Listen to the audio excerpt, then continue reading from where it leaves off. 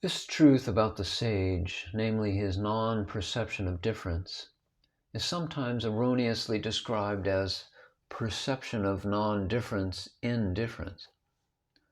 But this description is favored by some of his sectarian disciples. And they say that the sage sees difference in non-difference and enjoys non-difference in difference. Yet this description is picturesque, but contrary to the truth of non-becoming, which has been set forth before.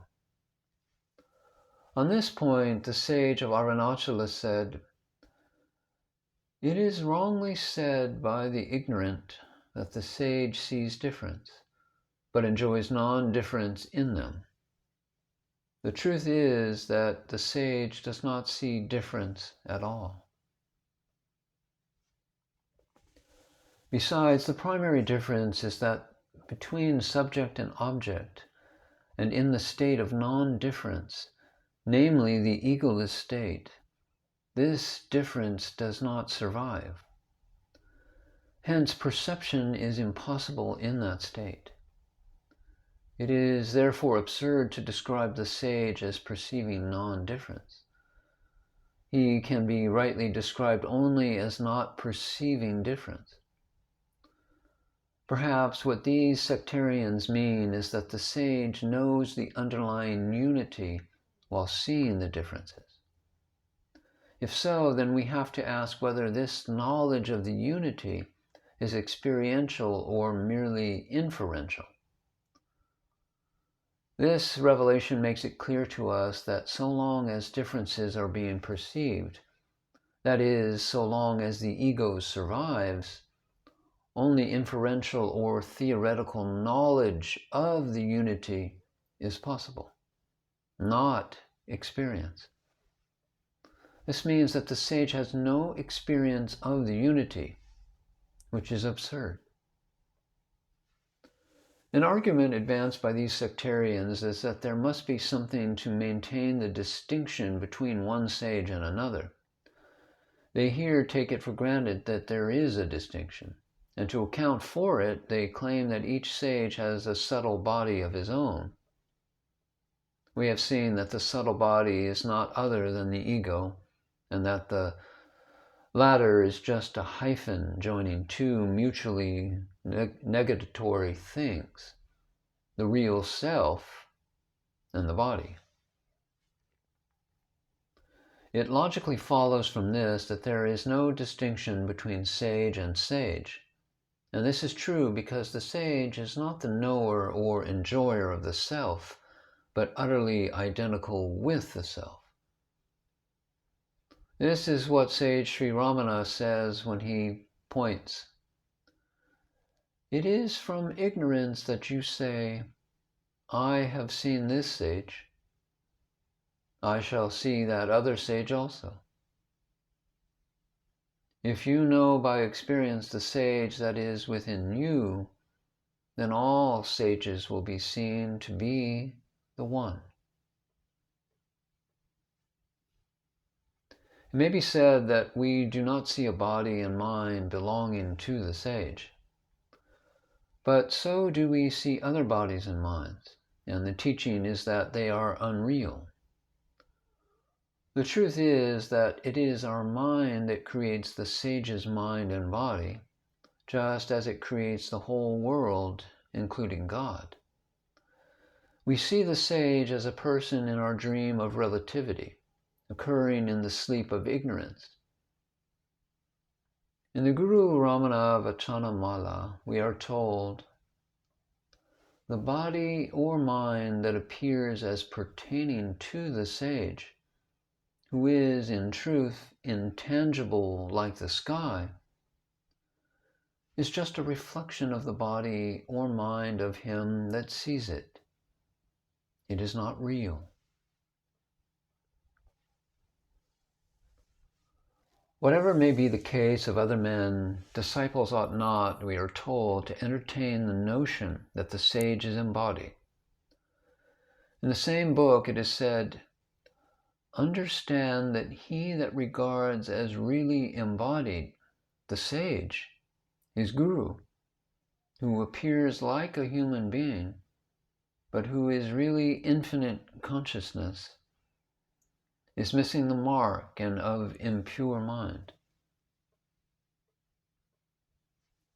The immature disciple cannot help making the mistake pointed out here, and there is some excuse for him, because he may plausibly argue that only the causal body of the sage is dissolved, but that the other two bodies survive.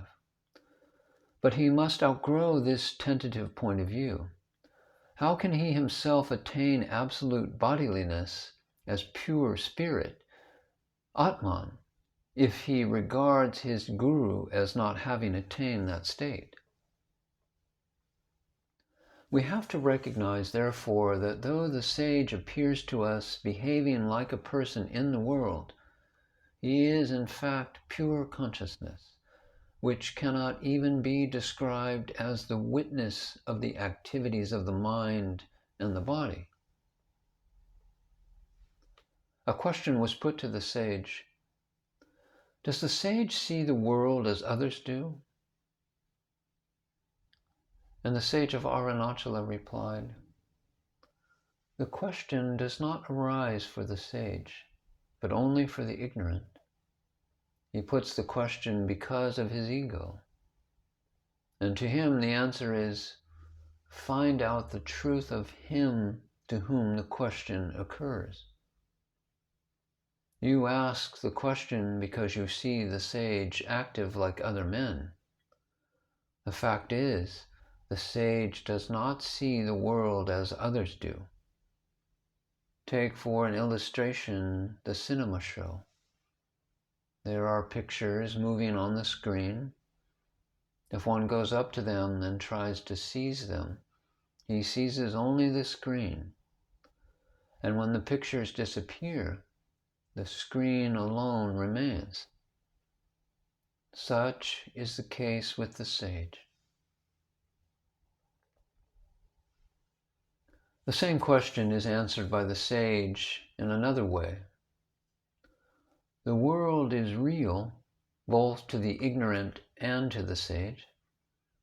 The ignorant one believes the real to be coextensive with the world. To the sage, the real is the formless one, the basic substance on which the world appears. Thus, great indeed is the difference between the sage and the ignorant one. Here the sage begins to point by saying that superficially considered, the ignorant one and the sage are alike, for they both say that the world is real. But it is here pointed out that what the sage means by words is quite the opposite of what the other means. The ignorant one takes the world to be real as such, with all its variety of name and form, and has no idea of the basic reality which has already been shown is like gold to the jewels made of it, is the substance that is real as opposed to the forms that are unreal. The sage rejects the unreal part of the world and takes as real only the substratum, the formless pure consciousness, Atman, the self, which is unaffected by the false appearances. The sage once said, the self is real, not the world, because he exists alone in his state of purity as pure consciousness, without the world. The world cannot exist without the self. Thus, we have to conclude that the sage does not see the world and has no part in it. What seems to us to be his activities are not therefore really his. Being egoless and mindless, he does not will those actions.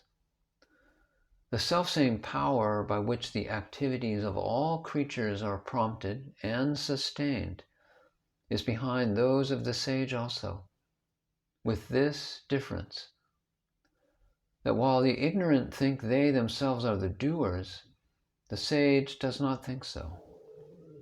The sage acts automatically as a sleepy child eats when roused and fed by his mother. If agency has to be ascribed to somebody, let it rather be ascribed to God than to the sage, because while God is in one point of view the regulator of the world, the sage has nothing to do with the world. In truth, that is, in the egoless state, both are identical. Neither is an agent, because neither is other than the real self, which is one. Atman, the real self, is never an agent. Agency is ascribed to him only through ignorance. The sage, as we have seen, is the self in its utter purity, as unvariegated consciousness. Hence, the sage is never an agent. This is brought out in the following words of the sage when he said, "If the self were ever himself the doer, then he himself would reap the fruits of actions. But since the sense of doership is lost on the experience of the infinite self by the quest, who am I, that is a doer, with it will be lost the three kinds of actions. The wise know this state as timeless deliverance." From this, incidentally, we learn that deliverance is perfect and absolute, not qualified, as might appear from some of the Upanishadic texts. These tell us that a portion of the karma of him who has attained sagehood remains unaffected and will be exhausted only when his body dies.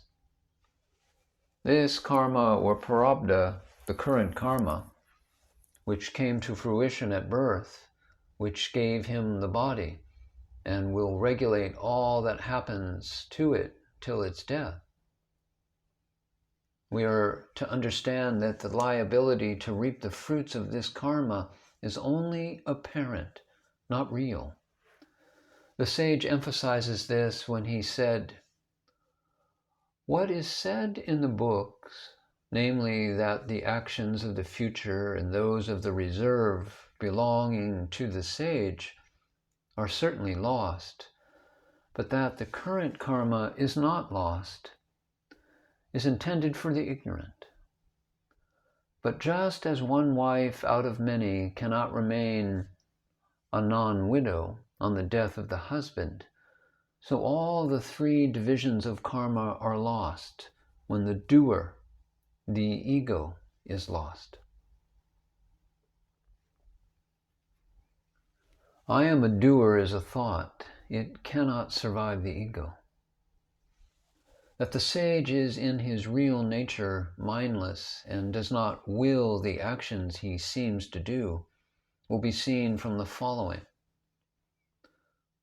For once a sage was going about somewhere on Arunachala hill when he accidentally disturbed the hive of a community of wasps hidden by the dense foliage of a shrub. The wasp got angry and settled upon the offending leg and went on stinging. The sage stayed there motionless till the wasps were satisfied, saying to the leg, "Take the consequences of your action," so to speak. This incident was narrated by the sage to many disciples, and so it was known to all. Long afterwards, a disciple devotee put him the following question: "Since the disturbance of the wasp hive was accidental, why should it be regretted and atoned for as if it had been done intentionally?" And Bhagavan the sage replied, "If in fact the regretting and atoning is not his act, what must be the true nature of his mind?" Here the sage met the question by another question. The disciple knew his guru to be a sage, but it seems that at the time he was not fully aware of the truth that a sage is one who is a native of the egoless state and is therefore mindless. Hence he assumed that the act in question was done by the sage, and based his question on that assumption. The sage graciously pointed out that the assumption was wrong, and indicated that the so-called mind of a sage is not really mind, but pure consciousness. The sage has confirmed this teaching many times, saying that the mind of a sage is not mind as we generally think it, but the supreme reality itself. Since the sage is mindless, he is in no way related to the world and its affairs. That is the essence of his being free. The sage does not feel obliged to do certain things or to not do certain other things. Whatever the sage does, he does spontaneously and automatically without forethought, as one would do that has no mind.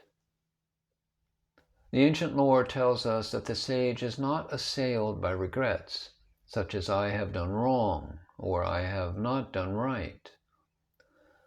The sage of Arunachala expresses the truth in the following words. Can the sage that dwells in the state of unity with the truth, which arises by consuming the ego, and is calm, happy, and beyond relativity, and is therefore wantless, be bound to do anything whatever in the world? Since he is unaware of anything other than the self, how can his state, which is mindless, be conceived by the mind? Thus, we have to conclude that for the sage, the words duty and its correlative right are meaningless.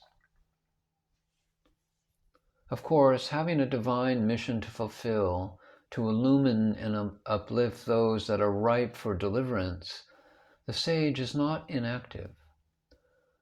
But he does not will the actions he does.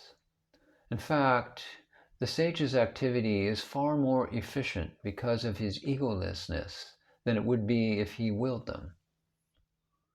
The sacred lore and the sage tell us that the sage is a non-doer and a great doer at the same time.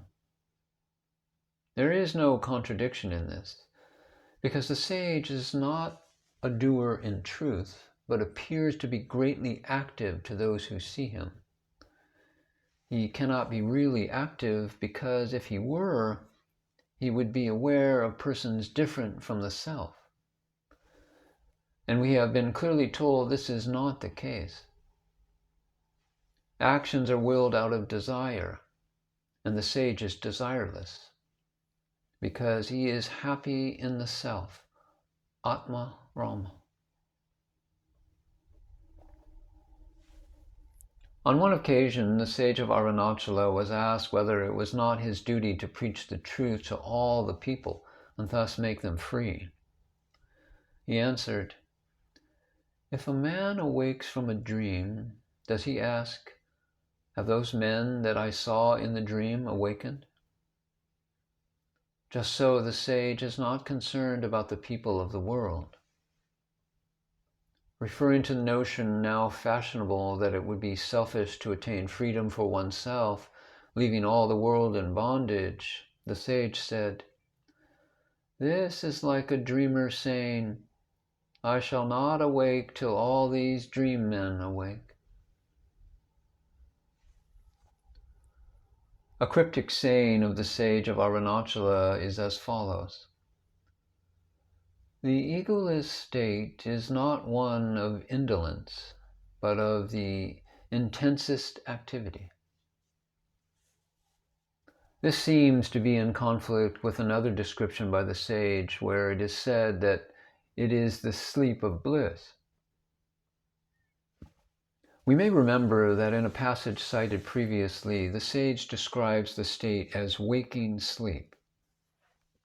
This means that both the above descriptions are true and mean the same thing. The sleep aspect concerns the world of illusion. To that, the sage is asleep. This is brought out through the following words that he spoke. Just as to one that is asleep in a carriage, its three states, namely its movement, its standing still, and its being left with the horses unyoked, are all alike. So to the sage that is in the sleep of self-awareness in the carriage, the body, the three states of it, namely bodily activity, samadhi and sleep, are alike. Here the parallels between the sage and the sleeper should be noted. The body is compared to the carriage and the sense organs to the horses. Hence, waking activities are like the movements of the carriage.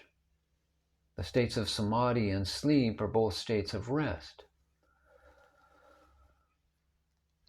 But samadhi is compared to the standing still of the carriage with the horses still yoked, because in samadhi the senses are not detached.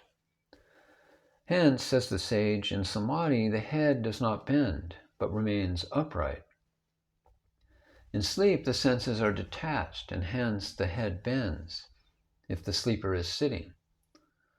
Thus outwardly there are differences, but inwardly there is no difference. The above comparison to the sleeper in a carriage is given only to show that the changes of bodily condition, and hence of the world as a whole, do not affect the sage. It is not to be assumed that the sage is in unconsciousness as in sleep. This we shall see presently. The truth of the sage's condition is brought out in the Gita, where it is contrasted with that of the man in ignorance, where it is said that what is night to all creatures is day to the sage, while what is day to them is night to the sage, who is, however, wide awake. The cryptic saying of the sage that the state is one of intense activity will now become intelligible. The sage is awake in and as the real self, Atman, which is consciousness. But consciousness can never become unconscious. Hence, the sage can never sleep. That is his activity. And that is all the activity there is. All else is Maya, illusion. That the sage is not asleep even when the body sleeps may be inferred from the observed fact that the sage is always alert, ready for any kind of activity. This is because the sage is ever in the natural state, which is neither trance nor the waking state of the ignorant. We have seen already that only a sage can be a guru, because he alone can work both from within and from without.